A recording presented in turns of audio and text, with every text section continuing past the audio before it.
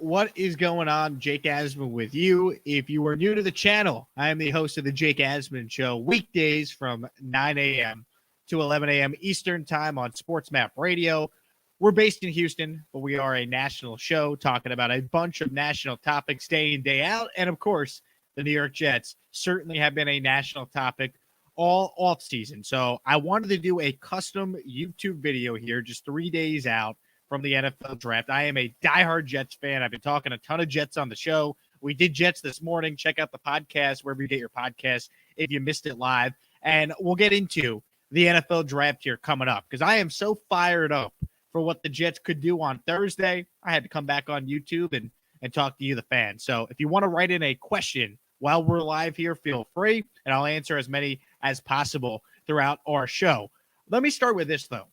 Every time I post a Jet video on my YouTube page, there's always some people that are like, oh, well, how do we know they're taking Zach Wilson? How do we know?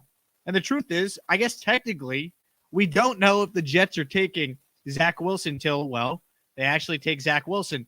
But all the signs are there that Wilson is the guy. This is not just like made up, like national media people telling you that. There's evidence. Joe Douglas, when asked point blank about Wilson, and the report that Steve Young told a San Francisco radio station that the Jets are recruiting the family, Joe Douglas's answer to that question is, well, Steve's pretty plugged into BYU. You have Zach Wilson talking to Chad Pennington, Josh McCown, and Mark Sanchez about what it's like to play quarterback in New York. That's another sign. Not to mention, and this might be the biggest sign I've heard so far, Todd McShay, ESPN's lead draft analyst, him and Mel Kiper have been doing it for years. Todd McShay was on Pardon My Take, a Barstool podcast, and he said it's, quote, a lock that Wilson's going to the Jets at 2. Now, how would McShay know that? Oh, I don't know. Maybe because his college roommate was Joe Douglas, the Jets general manager. They played at Richmond together. So Wilson's a lock. All signs are pointing to it. The Jets have been connected to Wilson for a while. Anyone that still does not think that Zach Wilson's the pick for the Jets at 2 just has not been paying attention. I spoke to someone in the know 2 weeks ago that would know the Jets thinking on what they're going to do in the draft. And this person told me off the record, the Jets have honed in on Wilson. He's their guy. Not to mention Adam freaking Schefter, texted Zach Wilson, welcome to New York after the Sam Darnold trade. So it tells you all you need to know. It's the worst kept secret of the NFL. Lawrence goes 1 to Jacksonville. Wilson goes 2 to the Jets. So I hope that answers the question. Is it a lock that Zach Wilson is the pick at 2? It is. It's a lock. The Jets are going Zach Wilson, and I'm pumped up about it. And if you want more Zach Wilson insight, I encourage you to go back and check out some recent YouTube videos that I've done on the page. We've interviewed people that covered Zach Wilson at BYU, people that evaluate quarterbacks for a living, and just people in the know on how the NFL draft works. So definitely go back and check out some past interviews on the YouTube page if you want more on Zach Wilson. And I can promise you this, depending on when you're hearing this, we have a couple of very special guests joining us throughout the week to get you set for the NFL draft on my show. So please, if you haven't already, I hate to, promote myself and whatnot, but it's the only way you can grow on YouTube because I'm relatively new to the space. I'm behind the game, even though I've been in radio for, over 10 years pretty much. Subscribe to Jake Asman on YouTube. That's me. It goes a long way, and it certainly will help. So a lot of different topics to get into here. Let me address another one, and then we'll take some audience Q&A. I see a couple people have written in some questions so far. We'll get to all of it. I want to make this as interactive of a show as possible. We're having some fun talking draft. 5 days. 3 days out now. Whew, can't believe it. From the NFL draft Thursday night. So here's another topic I want to get into. Would the Jets take a running back with the 23rd pick? This has been floated out there for a while. My take, they wouldn't. I don't think they'd use the 23rd pick on a running back. Even if Najee Harris is there, Travis Etienne is there, I don't see Joe Douglas doing that.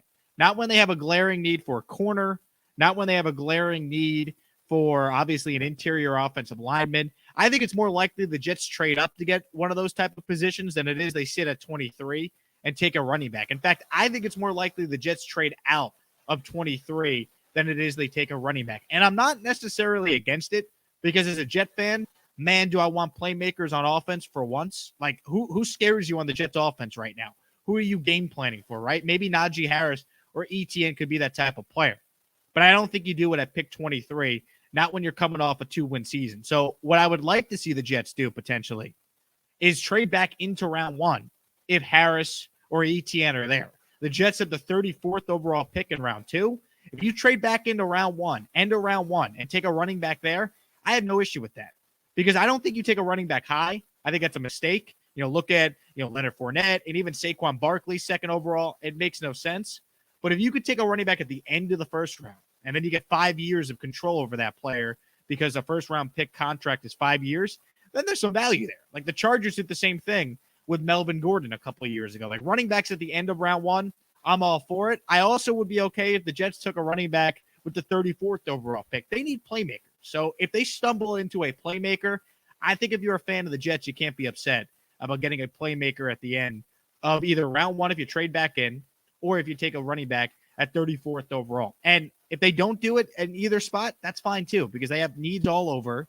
They can address it in the mid rounds. You got to remember, the Jets have 10 picks in this year's draft and 11 picks in next year's draft. So they don't necessarily need to go out there and take, 10 players this year. You could trade some picks this year to get a player you really like, to get a player right away that can help Zach Wilson. You could also use your picks next year and trade away a couple of assets if you fall in love with a player that might not be there for you at 23. So I don't think they'd go running back with the 23rd pick. The other topic that I want to get into here is just the amount of pressure that's on Joe Douglas to get this right. I'm a Joe Douglas fan. I believe in Joe Douglas. He understands how to put together a football team. But make no mistake about it. Joe Douglas, and I might do a full segment on this on the radio show tomorrow morning. I can make the case here that Joe Douglas has got more pressure on him than any GM in football over the next really 2 years, but certainly this year. Because if Zach Wilson is not good, if Zach Wilson busts, that's on him. He moved on from Sam Darnold. This is now Joe Douglas's team. He hired the coach. He now gets to pick the quarterback. That's how it should be. But they got a hit on Zach Wilson. And history shows at least 2 of these guys out of the 5 that are probably going in round 1 are going to bust out. Today's the 3-year anniversary, if you're watching this on a Monday, of the Jets drafting Sam Darnold. I pulled it up on my time hop. I'm going crazy with my friends back on Long Island, all excited about Sam. And we know how that worked out. The Jets failed him and Sam wasn't good enough. So Joe Douglas, I think, has a great idea of what he's doing, but Wilson has to be great. Like I like Zach Wilson. I'm a believer. He's got a Chipotle sponsorship. I'm all in, but he's got to be the guy. So, there's pressure on Joe Douglas to get it right with the quarterback, but also pick 23. We all love the Jamal Adams trade. They absolutely fleeced the Seattle Seahawks with that deal. There's no doubt. But he's got to get it right now. Like, you got to hit on these picks. They turned Sam Darnold into 2 picks next year, a 2nd and a 4th. Got to hit on those picks. Or take some of those picks and wheel and deal them into a player, wheel and deal them into moving up in the draft a couple spots to get a player you love. Like, if the Jets wanted to move back in to the first round in this year's draft, what if they traded the Carolina 2 next year to do it? That's an option as well. You could turn Sam Darnold into immediate help for Zach Wilson. So why is that not like an option for the Jets, right? You take a player at 23, maybe it's a corner, maybe it's an interior offensive lineman, take your 2nd round pick next year from Carolina and flip that into a player that allows you to get back into the first round this year. Maybe it's Etienne, maybe it's Harris, and boom, you have instant help for Zach Wilson. I'm not saying the Jets are doing that. I'm just saying when you have 21 picks over the next 2 years, I'd be shocked if the Jets are picking 21 players. I think Douglas is going to wheel and deal. We saw him do it last year. I think he will continue to do it in this year's draft. It wouldn't shock me if the Jets trade down from 23 or they move up from 23. Point being, there is enormous amount of pressure on Joe D to get this right. Because if he misses on Wilson, he's not getting the chance to pick another quarterback. And I like Wilson. I think he's got a great upside. But as Willie Colon told us on the show, got to put him in a car that could drive. And, I'd like to see the Jets be ultra aggressive early on here in this draft starting Thursday to surround Zach Wilson with as much talent on offense as possible, whether it's wide receiver, running back, and then obviously improving this offensive line. You have Mekhi Becton, and there's nobody else on this line that's not replaceable. There's some pieces there. I don't think the Jets line is as bad as maybe some think it is. I think a lot of it was scheme, and Adam Gase is a nozzle who didn't know how to coach. But I think the Jets do need to improve there. So if they go offensive lineman or even trade up a couple spots, to improve the offensive line, I'm all for that as well. So how much pressure is on Joe Douglas? Well, a lot. There's an enormous amount of pressure that's on Joe Douglas. So I just went for about 10 minutes there. With that being said, let's do some Q&A. Let's talk Jets, NFL draft, anything on the table. Write it into the chat box, and we'll go back and forth here for as long as we need to, breaking it all down just 3 days out with the New York Jets. Let's start with a question I have here from Bad Mojo 1860. Is CJ Mosley in the Jets' plans for 2021? I think right now he is. His contract means he's tough to move. I don't see a team taking on that contract when the guy didn't play football last year. And really, he had 3 healthy quarters of football in 2019. Now, let's be honest. There's 3 quarters against the Bills week 1. Have we seen a Jets defender dominate a game like that since what? Darrelle Revis maybe? Like, it was ridiculous. But I think CJ Mosley is in the plans for the Jets. I think he's a really good fit, by the way, and the solid defense, this 4-3 defense that the Jets are going to be running. So, that's one of those moves that no one's talking about. CJ Mosley coming back and just playing. We'll see what he is. We'll see if he stays healthy. They can make that defense a whole heck of a lot better. So I do think as of right now, CJ Mosley is certainly in the plans for the New York Jets. Daniel writes in, would the Jets trade a future 1 to trade up and have 3 firsts this year instead? Daniel, that's a great question. Gun to my head, I don't think Joe Douglas wants to do it. I think he values those extra 1s immensely. But that being said, if the right player was there, I don't rule it out completely. I'd say no. I don't think they'd be that aggressive. I think they'd rather move their multiple second rounders or their multiple third rounders. I think they'd rather go in that direction than trade a future 1. When you're trading a future 1, I mean, you're trading up to get a quarterback normally, right? I mean, the price of getting a quarterback is always at least 1 first-round pick. The Niners paid 2 to move up from 12 to 3 to get the third best quarterback. So I don't believe they would trade a future 1, but I could see them trading a 2. If you're the Jets and you got an extra second for Sam Darnold next year, use that this year to move up and get a better player in round 1. I'm not against that at all. They got to be aggressive. I'm all for it. 21 picks over the next 2 years doesn't mean you're picking 21 players. It means when there's a big-time player available, you have the pieces, you have the asset, you have the draft capital to get it done. John writes in, why not Caleb Farley? The man has Revis upside. I have no issue with Farley. The issue is the injury concern. I mean, if the Jets think his medicals check out, then okay, I'm good. But they got to hit on these picks. So if there's a big, injury red flag with a guy that's, dealing with a bunch of different injuries, then I don't know if you take that guy with your first round pick. If Newsom's there at 23, I'm all in on him. I doubt Horn will be there that late, but I'd love to get him. The 2 positions I think if the Jets traded up for, I'd be okay with. Corner and offensive line, because those are the 2 major needs. Now, Jet fans, we won 2 games this past year. You got needs all over, but those are the 2 glaring needs on this team. So, Fairly, I like him. We'll see what the Jets think of him when push comes to shove. Simon writes in, trade up a couple spots for an offensive lineman. I'm all for it. I think if they were to trade up for an offensive lineman, the guy to probably watch is the lineman out of USC, and that's Elijah Vera Tucker. Him and Mekhi Becton on the same offensive line could be similar to, to Brickashaw and Mangold that we saw all those years ago. That'd be a great addition for the Jets. Originally, I thought he might be there at 23.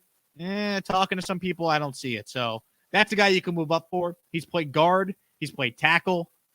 Instant starter day 1 for the Jets.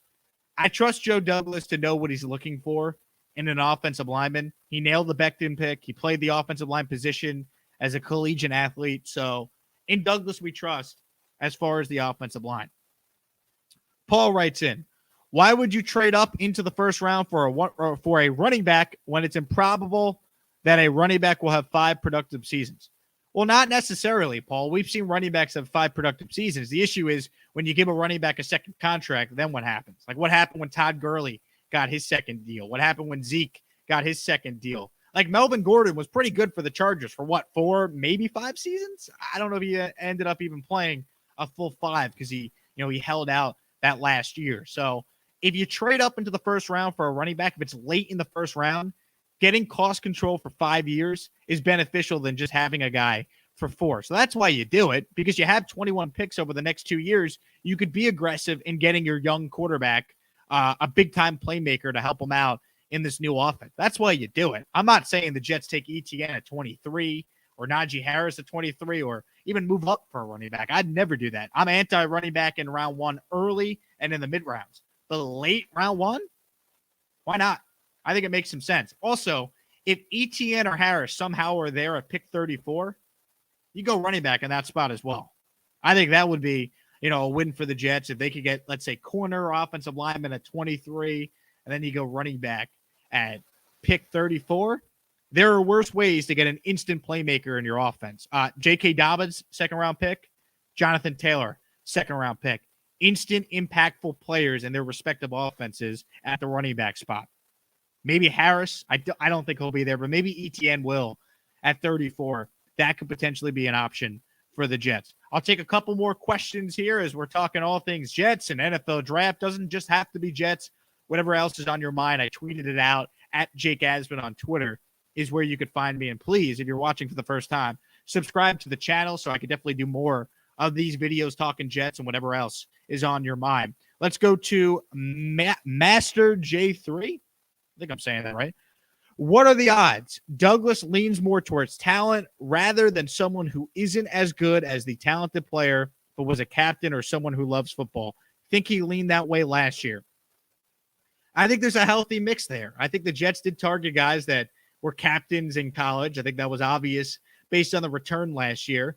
But I think talent's got to play a major precedent early on. You can start to talk intangibles when you get to the mid-rounds. Best player available, I don't know if that's necessarily the Jets strategy because I do think they'll favor corner and interior offensive linemen. But you got to take a guy that's talented. If the guy has character flaws, that's one thing. But not everyone you draft, needs to be a team captain. I think that Douglas just basically did that a lot last year because you're trying to lay the foundation for your team. He was a new GM going through his first draft. He wanted high character guys to set the right temperament, send the right message to younger players going forward in the locker room. So I think he's going to lean more talent first. I mean, we could talk about intangibles and someone that's a captain, and that's nice, but if they stink, who cares? No one's going to care that the guy was a great leader in college if he can't help you win on Sundays, period. Chris writes in, if we take any less than 2 offensive linemen by the end of round 3, did we swing and miss? Good question, Chris. I guess you got to see how the board plays out. Like if the Jets just miss out on linemen because they didn't take them when there were options available for them on the board, then yeah, I would say they swung and missed. But if they get at least one lineman, and maybe the reason why they don't get another lineman is because they were aggressive addressing a wide receiver that fell into their lap. They were aggressive getting a big-time playmaking running back at pick 34. Then I think we got to take it with a grain of salt. Now, the Jets have 4 picks in the top 86. I personally would be surprised if at least 2 of those picks are an offensive lineman. Not saying they have to be, but based on kind of what we know about the needs for the Jets, Douglas's background, the fact they're taking a rookie quarterback second overall, I think if they're going to, address a position early on, it's certainly offensive line. So 2 by the end of round 3 would not surprise me. I guess we kind of wait and see what the board says. If they moved up, by the way, for Elijah Vera Tucker, and he's the only offensive lineman they took in the first 3 rounds, I wouldn't consider that a swing and miss because they got a great talent, that can instantly come in and either play guard or play tackle, which would certainly help the Jets in their offensive line. So we shall see. Good question there, Chris. Chris also wrote in, I think Douglas, let me pull it up right here. I think Douglas learned that way almost 100% last year because it was his first year building a foundation of a culture of a team. That was in regards to the question that we took about, getting captains and how we view that against talent. Let's see. James has written in, impact players are the way to go. After Wilson, we need 2 linemen, build that wall, just like Mangold and Brick. It's funny. A lot of fans talk about, drafting offensive linemen. It's not that exciting. I think Jet fans don't feel that way at all, right? I mean, tell me if I'm wrong. There's 50 people watching this live right now. I think Jet fans get very excited about the idea of drafting offensive line. I mean, it was like the first time in a decade the Jets addressed offensive line in the first round last year with Mekhi Becton, and we all loved that pick. So I think offensive line play in New York, Jet fans, we love offensive line play. We watched DeBrickashaw Ferguson never miss a game in 10 years. We watched Nick Mangold have a, borderline Hall of Fame career playing for the Jets, being all pro center. Jet fans, we love offensive line. So if the Jets drafted 2 linemen in the first 3 rounds, hell yeah. I think everyone would love that. And as James writes, starts in the trenches. Yes, it does. We've seen that over and over again with the New York Jets. It starts in the trenches. So I think Jet fans, we love offensive linemen. We want Zach Wilson to be protected. We just watched Sam Darnold get demolished for 3 years. And I understand Sam didn't play well enough to keep his job, but part of me as someone who loves Sam Darnold knows, like, all right, maybe Sam's never going to be great, but we still don't know what he is. And why? Because he had Adam Gase, bad receivers, and bad offensive line play. So offensive line. You got to address that need early on. Another one here. Do you think Creed Humphrey gets drafted in the first round?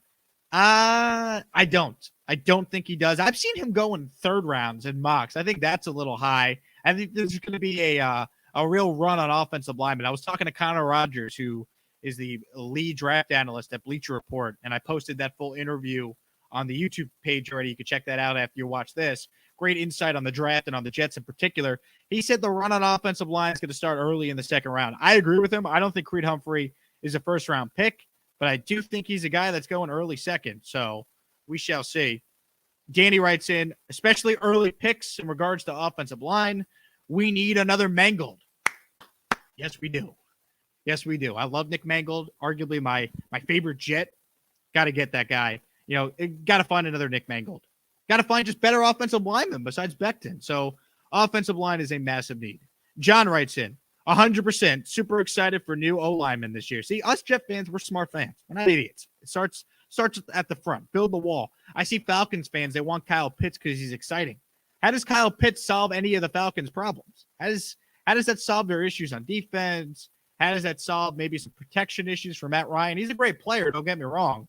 And I guess if they trade Julio Jones, maybe they take him. But, man, I would want as much protection as possible if I'm a team like Atlanta and, the Bengals, they're debating Chase and Penei Sewell. I go offensive line every time. I feel like there's a way less chance of O-lineman being a bust than some other positions that we've seen in the NFL draft. And, speaking from the Jets standpoint, they usually have hit on offensive linemen in the past. When they've invested, premium picks in O-linemen, they've done a good job addressing that need. So we shall see.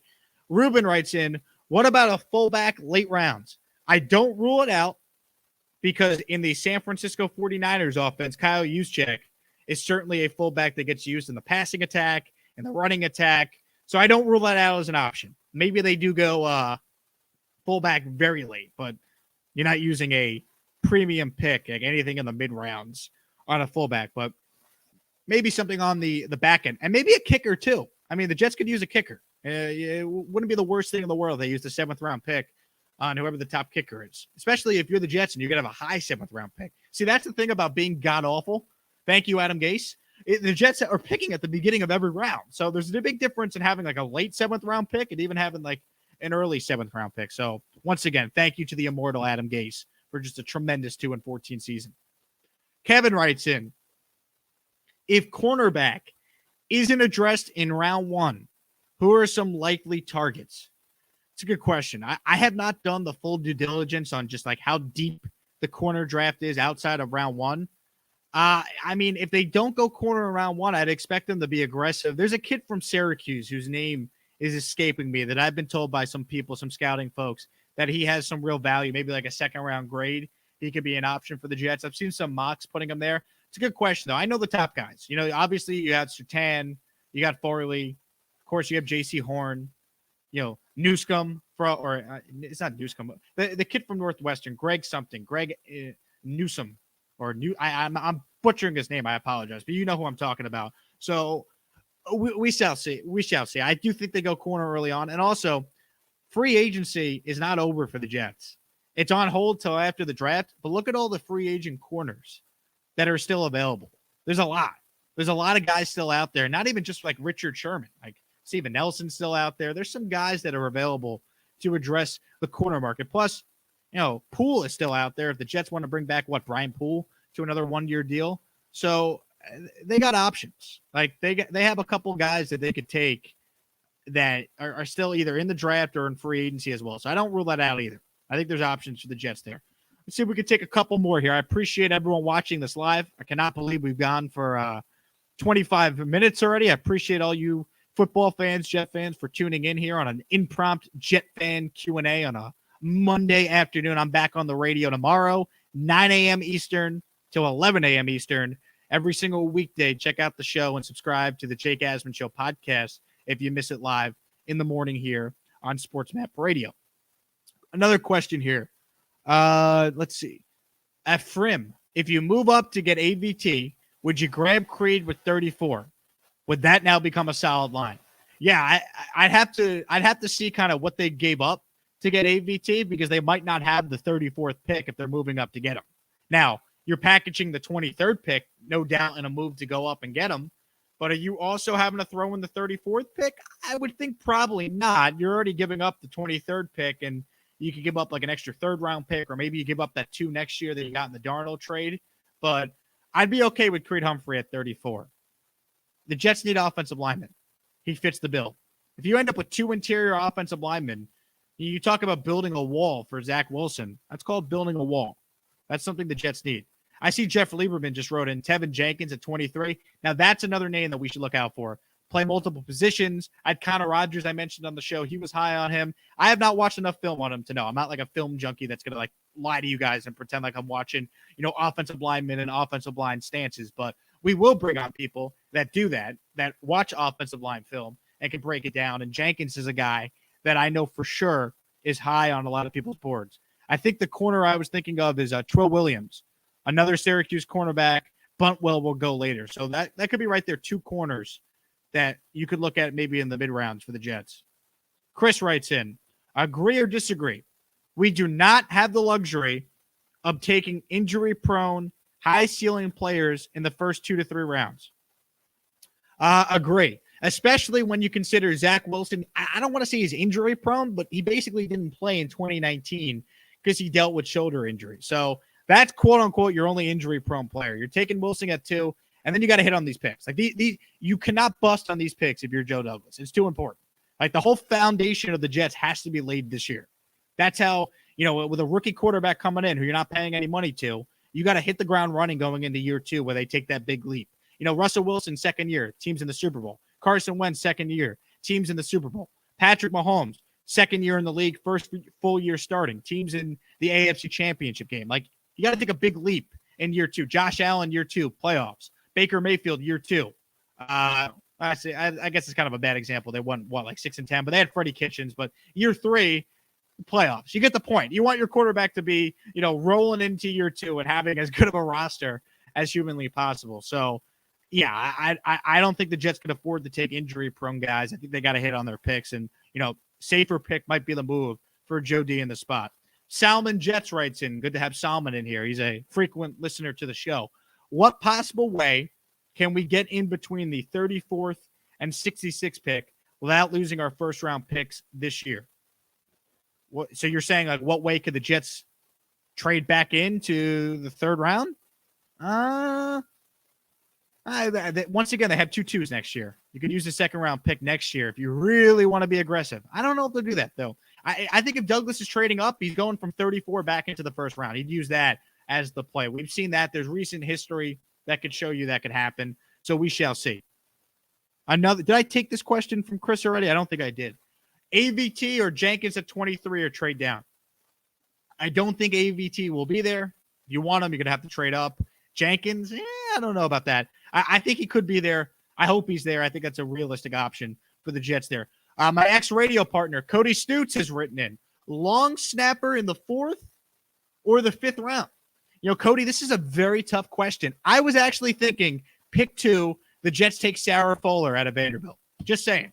The Jets could finally solve their kicking woes. Sarah Fuller out of Vanderbilt, 2nd pick in the draft. Jets will set the world on fire. How about that? Thanks for watching, Cody. Thanks for watching. Any other questions here before we wrap up? We've gone for about 30 minutes. I appreciate all you checking out the little live YouTube here. If you haven't already, please subscribe to the channel so I can do more of these Jets themed videos and maybe we'll do one every day leading up to the draft on Thursday night, and I'll be live during the draft on Sports Map Radio reacting to all the picks that happen. So unless we get a couple questions here at the end, I think that about wraps it up. You can find me on Twitter. At Jake Asman is my Twitter handle. Please follow me there and feel free to engage with the radio show. And if you ever miss anything that we do live, well, just search the Jake Asman Show podcast wherever you get your podcasts, and you can check out the program on Apple, Spotify, Stitcher, or just go over to sportsmapradio.com. But I appreciate all you watching. A couple days away till the NFL draft. Should be a blast. Thanks, Jet fans. Talk to you guys soon. Jake Asman.